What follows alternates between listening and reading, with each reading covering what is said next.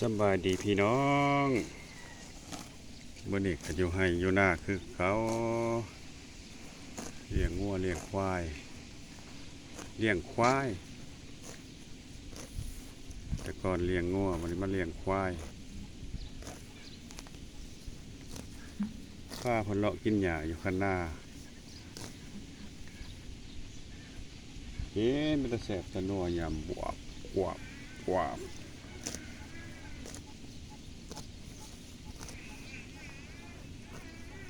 ลูกเพิ่นค้างไว้จะกินข้าวยินแต่เสียงหอบแอะแอะแอะแอะแอะ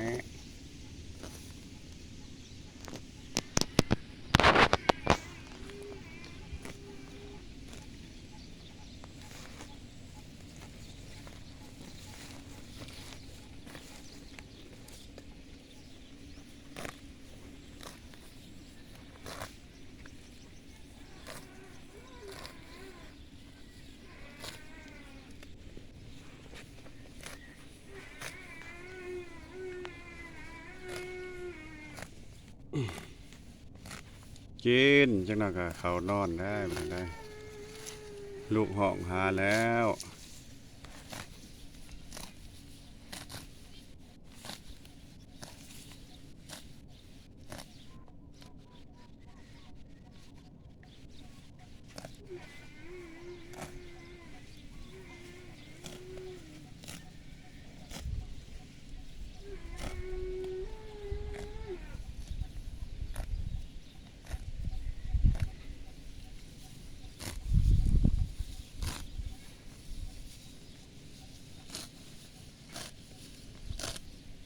แซ่บบ่แซ่บบ่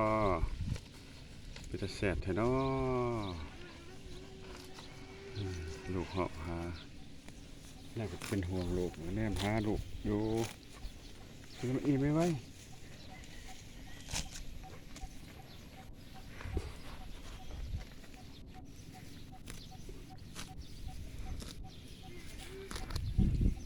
เลาะคันไห้ไตคันหน้ากินหญ้าเขียวอ่อน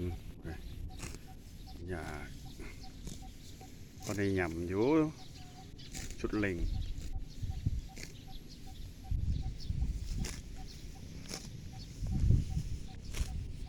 มันยังสั่นตัดก็บ่ได้ตัดมันกระมุนไปหมด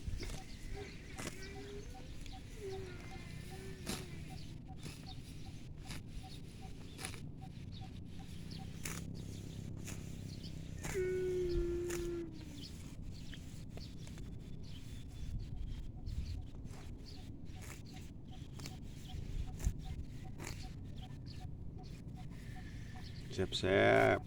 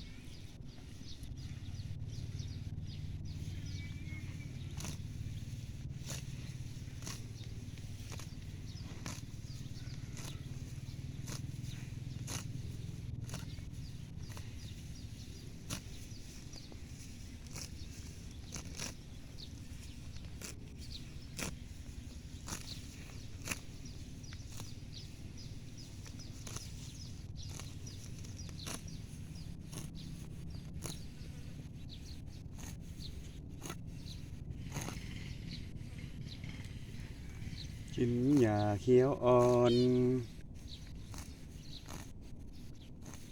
อย่ากินเครื่องปลูกเด้อ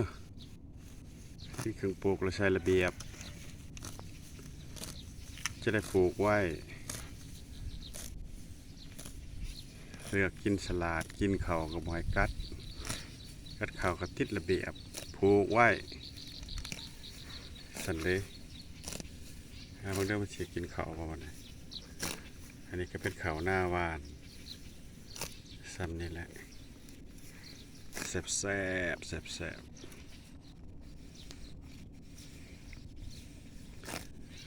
ขอมกขอบใจขอบุญขอบคุณพี่ๆน้องๆเพื่อนสนิทมิตรสหายผู้ไก่ผู้ไก่ผู้ไทยผู้ลาวผู้ต่างประเทศต่างแดนทุกหม่องทุกบอนที่เขาเบิ่งเขาส้ม